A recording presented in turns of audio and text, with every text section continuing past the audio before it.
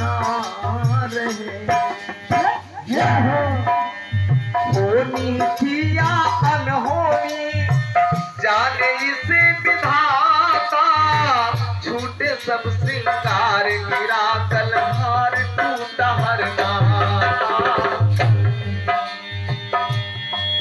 और शीश फूल मिल गया धूल में, क्या क्या दुख न सहे। वो दिन अब ना रही।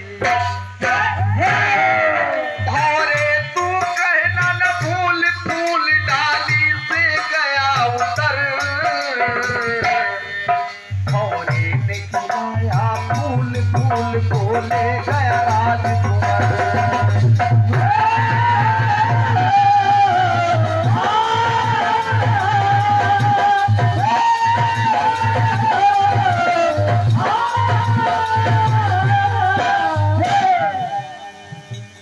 अरे भौरे ने खिलाया फूल। हमारे भैया के साउंड में आवाज तो तेज है, लेकिन थोड़ा मृदुलता अभावित है, इसे चहला फार आवाज है। लेकिन ठीक है, जैसा भी आपने सेट किया है बहुत बढ़िया है। थोड़ा अगर गूंज पड़ जाती थी, मीट पड़ जाती तो अच्छा हो जाता, लेकिन ठीक है, अब इसमें डिस्टर्ब ही मत कीजिए। ठीक है, बढ़िया है। अरे भौरे तू कहना न भूल, फूल डाली से गया उतर। भौरे ने खिलाया फूल, फूल को ले गया राजकुमार।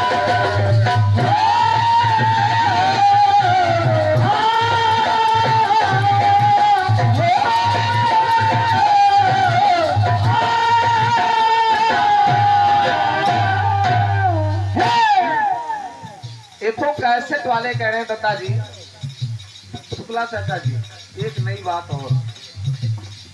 जब श्रवण को बाण लग जाता है, अंधी अंधा मणासन सैया पर लेटे हुए हैं, राजा दशरथ जल लेके जाते हैं। धीरज भैया, जब जल लेके जाते हैं, किसी ने जलपान नहीं किया, लेकिन श्राप दिया। राजा को कहा है, राजन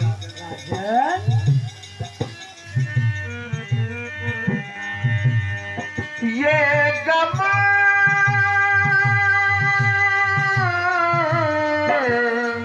तू भी सही है। कहा जिस पुत्र वियोग में मेरे प्राण जा रहे हैं, उसी पुत्र वियोग में आपके भी प्राण जाएंगे। और जब ऐसी बात राजा दशरथ ने सुना कि और नहीं ज्यादा कुछ वाणी, इतना यही कहे, ये गम तू भी सही है। भाई साहब, अब होता क्या है, श्राप बना वरदान समय पे, वो नभ खुशहाल हुए हैं। और राम लखन और भरत शत्रुघ्न चार ये लाल हुए।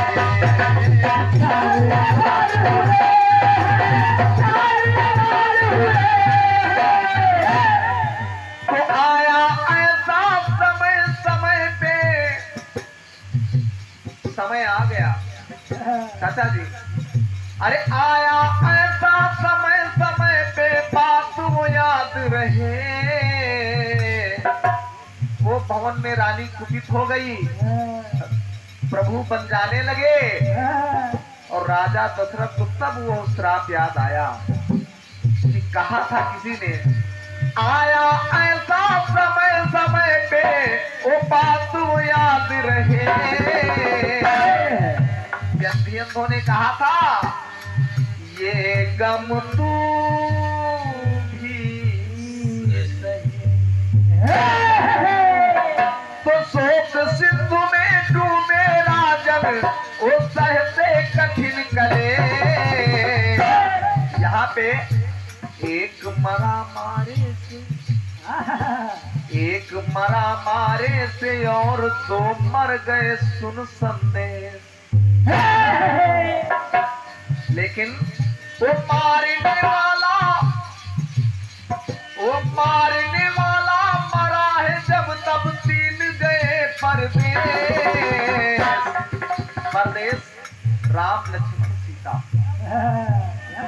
वो मारने वाला मरा है तब जब 3 गए परदेश, एक मरा मारे से और 2 मर गए सब सकते।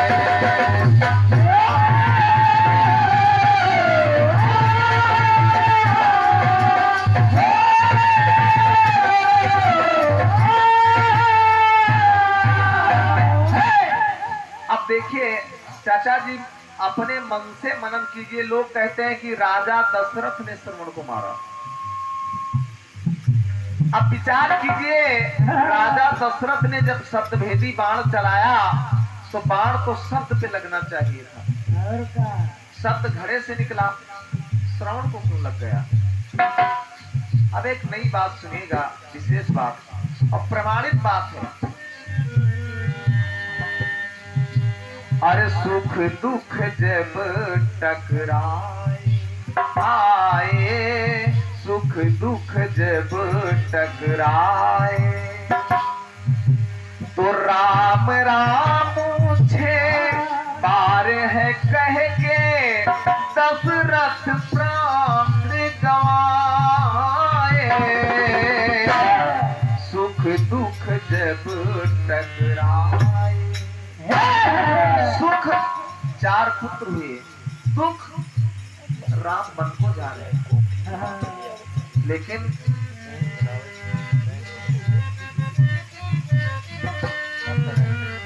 मिलती है कथा जानी मानी, जाने जिसे ज्ञानी ध्यानी। और दशरथ का नाम बाण लगा, दशरथ का बाण ही नहीं था। अरे दशरथ का नाम बाण लगा, श्रवण को ग्रंथ बताए, सुख दुख जब टकराए। बाण किसका था? वो पाप के भागी बन गए दशरथ। दशरथ भी नहीं जान पाए कि किसी और ने बाण मारा।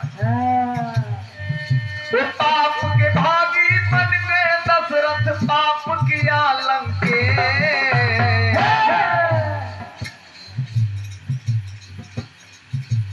राजा दशरथ ने जब बाण छोड़ा, रावण विद्वान था, वहीं से समझ गया अब प्रभु का अवतरण का कारण श्राप बन जाए।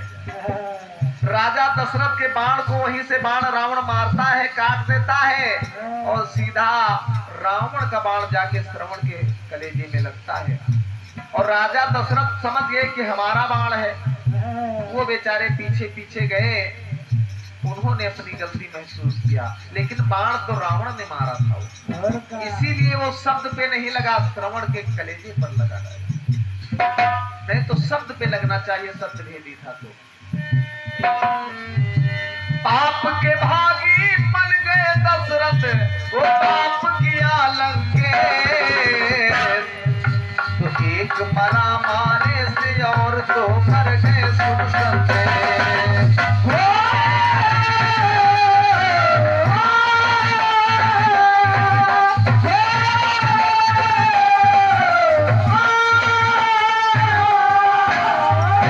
लेकिन अब चाचा जी, श्रवण पहले था कौन? अवंधी अंधा कौन थे?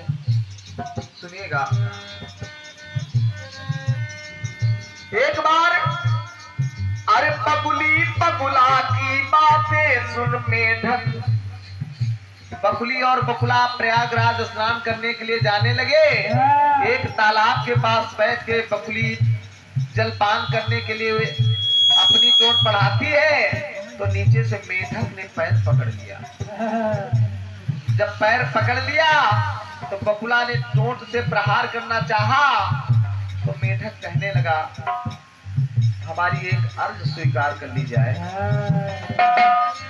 अरे बकुला बकुली की बातें जब मेढक सुन सुन सुन सुन सुन सुन सुन पाए, तो पग पकड़ के अर्ज लगाए।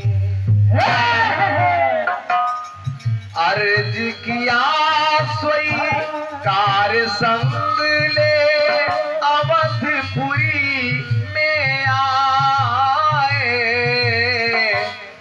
ना एक घट जाए।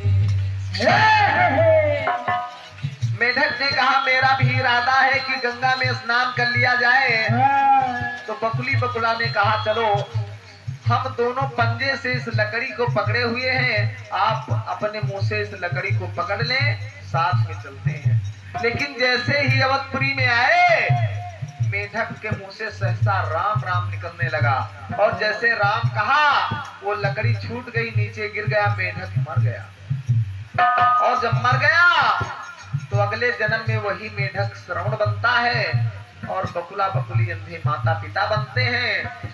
इसीलिए मेढक जब श्रवण बना तो कहा चलो हमारी यात्रा तो अधूरी रह गई, लेकिन मैं इसके बदले आप दोनों लोगों को यात्रा कराऊंगा तीर्थों की।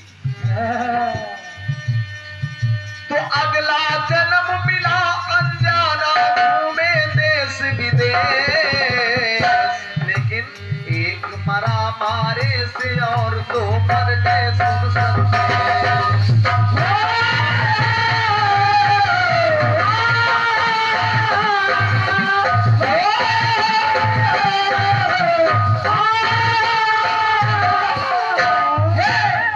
एक मरा मारे से और दो मर गए सुन सकते।